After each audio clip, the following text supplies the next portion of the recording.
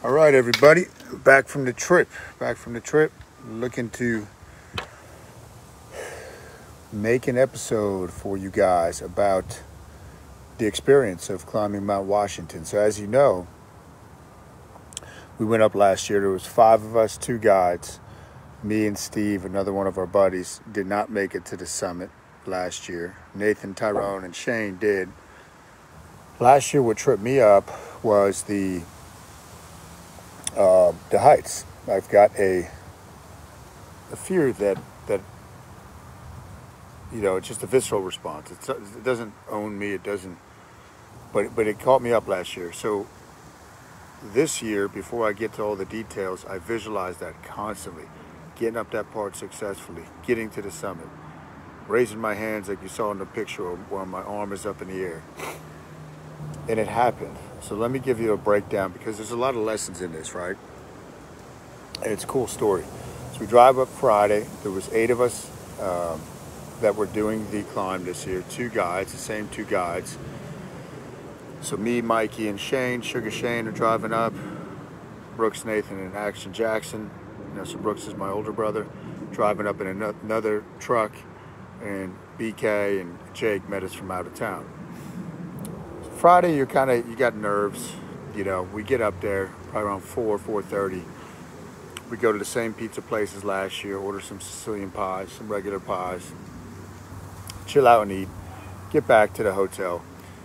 Wasn't a lot of, me and BK, a really good friend. Thanks, Dan. We were, hanging, we were roommates, so we were hanging, talking life and whatnot. But there was, we didn't have any beers that night or anything. Everybody was just kind of the calm before the storm, right? We got to bed before 10 o'clock, I'd say. Did my nighttime routine and whatnot. And then you wake up, and before you know it, it's time to go. I woke up at 5 a.m. the day of, went out to the lobby, flicked the fireplace on. There's nobody out there. The guy's getting the hotel breakfast ready. Did my Bible reading, did my prayers, did my breathing, and then I did my visualization. Once again, another visualization about what we were going to achieve that day. So I go through that. We get to the shop, get suited up with our boots and crampons and whatnot. They check all our gear, make sure everything's good. We got about a 20 to 30 minute late start on the mountain. So we started climbing around 8 o'clock. Start going. So the first part of it is 1.7 miles up. Right, and you're switched back, and it's an incline, but it's nothing insane. So my brother Brooks, he has trouble, he had a deviated septum, so he has issues with his breathing. So that part was tough, and you're sweating and stuff. You get going, it's cold, but you're sweating. And he wasn't getting a good feeling from that point on, but I stayed back with him and another guide, and he was grateful that I did that because I knew that he would. That's what he actually wanted. I kept saying, let's just make it to the next part. Make it to the next part. You're not giving up yet. Not yet. And it wasn't giving up. It was just like last year at my heights. The breathing was getting to him. So we get in probably about an hour, hour and a half. We get to the next part, the steep part. Me and Brooks and the other guide come up. And Brendan, one of the guides, says, you were the one last year, right, that got really tripped up in this part, right? I said, yeah. He goes, all right, you're right behind me. So it was him and then me going up the steep part. I visualized this over and over and over. I listened to everything he was saying. He was coaching me up. I'm listening, and I'm doing exactly what he's saying. I'm looking right straight ahead. I'm not looking at the cliffs off to the side. I'm looking straight ahead. We're going up, up, up. We got to the part where there's the ice part, where you might see some pictures of that, which is the most technical part of the climb. You got to use your axe pick and your crampons and grab this root, grab this. And again, I just listened to exactly what he was saying, got through that, and then finished going up the steeps. And I got to say, I crushed that part. And it was all because of the visualization and the support that I had from the guys I was with and the great coaching that we were getting. So always be coachable. Remember that. Always be coachable. And all the guys at that point, Brooks was right behind me at this point, which was very fitting. So my older brother, and he kept saying, you're doing okay, you're doing okay. And I said, am I looking okay? Yeah, you're doing okay. So I knew that I would just have to hear positive words and focus right where I was to get up that part. All the guys were super encouraging, and I'll kind of touch on all of them. They all had a, my brother-in-law Nathan was saying some kind words right there. It was just little words that helped me, that meant a ton. So we all get through that part, Brooks included, because that part wasn't really about the conditioning, or the breathing, I should say. We get up past the tree line, which I made it to last year, but I was shot mentally at that point. And Brooks's quads are killing him, cramping up pretty bad. And we still have another 2.5 hours to go up, and then you got to get down. Supposed to have a 4-to-1 ratio of guide to client. Of client to guide. So the one guide says, listen, you're not going to be able to do it, Brooks. You're not going to be able to get down, even if you were able to get up there. How are we going to get you down if your quads are already locking? Like, everybody's starting to cramp, right? But nothing insane. But his quads, I could tell, were bothering him bad through the breathing. So it's something me and him are going to work on. So he said, all right, you could wait at the tree line, which is something they never knew but we had a beautiful day. It was really just a beautiful day considering where you're at. Could not have, God was looking down upon us. You could not have had a better day. Sun was out, wind was not terrible at all.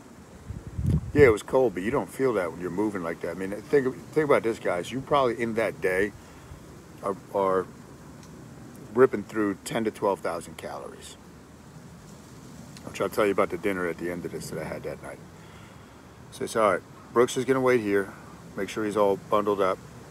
We'll go up to Lion's Head, which is another 20, 30 minutes, and then we'll make the call. Who's got to go back with them? Because he's got to go back with the guide at that point. Which means the guide has to leave, which means some of us have to leave. So again, I'm right behind Brendan, going up, one of the guides, the next part. I'm staying right on his tail. He said, you stay with me, we'll make sure we make the summit. So when we broke, it was cool, because last year I didn't use my phone at all. I was nervous with my hands and whatnot, but my system worked with my hands. My hands were fine. But I did FaceTime with Devin and the kids at this spot. Really nice overlook. Probably 4,000 feet up at that point, 4,500 feet up. And they said, all right, we decided since it's such nice weather, we can do a 6-to-1 ratio. But that means one person has to come back with one of us and Brooks. And he goes, well, I'm going to give you my input. I think it should be Kyle. And I looked at him. I said, fine, whatever you guys want me to do. I had done the main thing I wanted to do was get through that steep part and know that it didn't own me and that I could do it calmly and confidently, which I did. And then some of my buddies are saying, now he's not going back. Why would he go back? He's the reason we're here. Mikey and Brandon and, Tyrone, Action Jackson, who set up the trip. He was kind of the leader of the expedition. He did this. This is his third time doing it. He's eventually going to climb Mount Everest. He says, I organized the trip. It's my call. I'm going back with Brooks because I want you and Shane to make it up there together. So Shane made it up there last year. Really great leadership by Action Jackson, Tyrone. And I don't know why the guy thought I was holding people up. The only reason I was behind was I was supporting my brother Brooks at the beginning. But my conditioning was feeling really good. Felt solid. Legs felt good. And then you just keep going. So I didn't realize how much further those guys went than us last year, me and Steve. You just keep going. And they didn't have that much snow this year. So you're going over rocks and boulders with these crampons, these spikes on. And you just keep going. And then you see another, it's really steep, almost like a steep set of stairs. So you're not using your hands necessarily. They're there to catch you. Obviously, you got your pick. And you see Tuckerman's Ravine, which is a couple thousand feet down, right over there to your left. And I'm trying not to look at that. And we just keep going and going. And people look like ants way off in the distance when you're looking up at them. And now you're starting to fatigue. You're starting to burn. Starting to get a little nauseous at that point. Legs are on fire. My left hamstring and left quad were cramping up. And then, boom, switched to my right leg. And at that point, guys, I'm just looking straight ahead at, I can't even think, I think BK. I think Brandon was in front of me at that point. Or he was right behind me. We stayed together a lot throughout it. And I knew, so we have very similar mindsets. And I would look at him, he would look at me. I knew he was struggling, he knew I was struggling, and it was just good to share that struggle with somebody. Mikey Cortez, who crushed it. Every time, all he had was positive words. He was always smiling, laughing, just a calming presence. Jake, who works with Sugar Shane, he came down from Maine. He was just calm, cool, and collected. Like I said, Nathan was given kind words of encouragement. Shane was given, kind words. Shane was pushing me, and we're almost there. We almost got it. So everybody, I think we all served a purpose to each other. But as we're going up that steep part, and now, mind you, in my mind, I'm like, man, we have to get all the way back down. Once we get there, we're not even there yet. But I just kept looking at the heels in front of me, and I would pick a target like 2-3 steps. Boom, boom, get to that. Because you are on, it's hard to explain.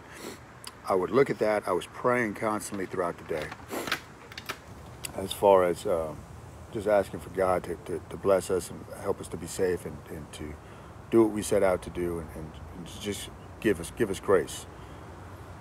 So I'm doing that, and I'm reframing. I'm looking straight ahead. And BK had shared a story that him and his daughter used to use with the horse in the forest, and they can't see anything.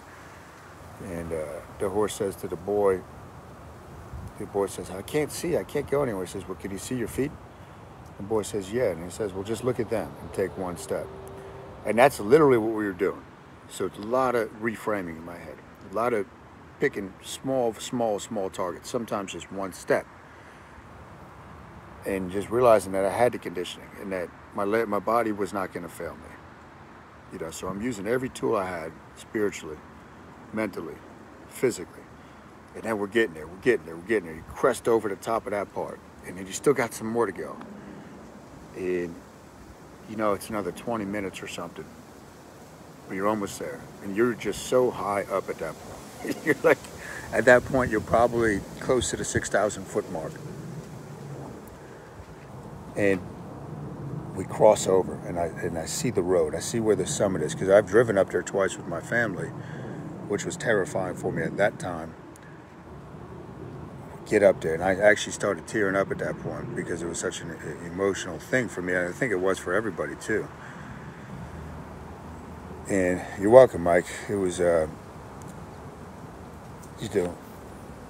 looking at it, and you're putting yourself to the test. There were so many times I think we all wanted to give up. Like Brandon, BK had this huge cyst on his ankle, so every step is in agony. And then we get to the top.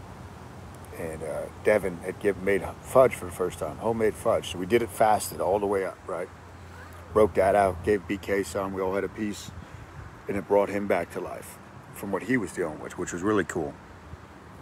So we get up there, and there's Action Jackson right there, the leader. The great leadership that Action showed, which I mentioned earlier, was awesome. But we're now up there pretty late. It was like 1:30 or 2. Normally they want you to get up there by 1. So, we'll probably wound up hanging out there 20 minutes. We had to let BK get his foot situated, which was risky because up there is where you got to win. So he knew if he had to take his boots off, he had to take his gloves off, and that gets risky. Shane and Mikey's hands at that point were starting to give them issues. Because when you combine how cold it is with the wind up there, the rest of the mountain wasn't that windy that day on Saturday. But at the top, it's a different thing, even though it wasn't as wind. It was like average winds were like 42 miles an hour. I think the highest was like 70 for the day. We get our picture, which you see Brandon holding one of the Newell strength shirts and like a flag, and that was as far as he could make it. Like he was in so much pain, and the flag, the shirt's just blowing in the wind. We did the picture, and now back down. So down we go. I don't know, that took us 2-3 hours. We got delayed on the way up because at that one steep part, we got stuck on the way up. I didn't mention this, behind this Boy Scout troop for like a half hour. And when you're resting and you're waiting, when you're waiting like that on this, you're still fatiguing because you're standing in ice and snow. There's nowhere, you're just on a slope of a mountain, and you still got to be engaged with what's going on. You have to be alert. So that happened on the way up, and on the way down, we got stuck behind a group that didn't have a guide, didn't have a rope, because on the way down we use a rope, and you can see in some of the pictures how steep that really is. And at one point, got some good bruising here and a cut here. I'm lassoed into the rope before we get to the steepest part with the ice, and I misstepped and I fell, and I'm holding on to the rope, and it's wrapped. It's got my arm pinned. And I think I said, guys, I'm falling. I'm holding it one arm. And I got my composure very quickly. I know I could flip over. So I'm hanging there on the rope. Get your wrist out, because I thought it was, it was really cutting into my arm pretty bad, even though I had 2 layers on. Did that, ice pick, regot my footing, kept going. We didn't get off of the trail until 6. It was already dark. So it was already dark. By the time we get down, so it was a 10-hour ordeal. We're supposed to be back by like 3:30, just put it in perspective. So, incredible event. Now, I know when Tyrone went down with Brooks, which I'm going to try to organize an episode where I can interview all of them. When they were going down, so Action Jackson had an injury to his pec tear earlier in the week, and he said, I'm going. He's going.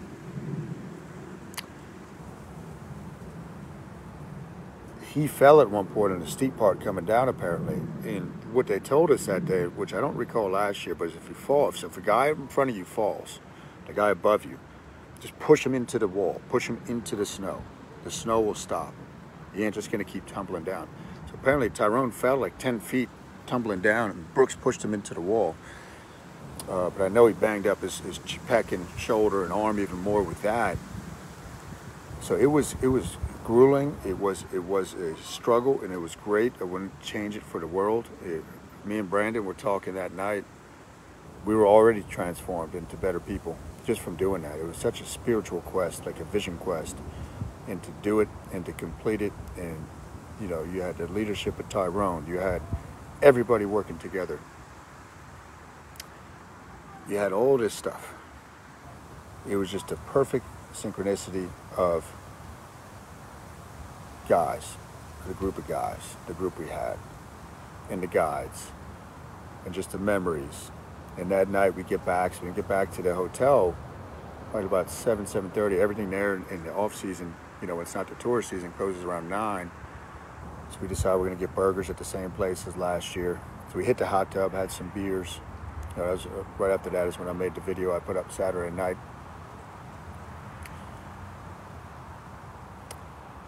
And we go to order, and I know how much Brandon can eat, and I think you guys know how much I can eat.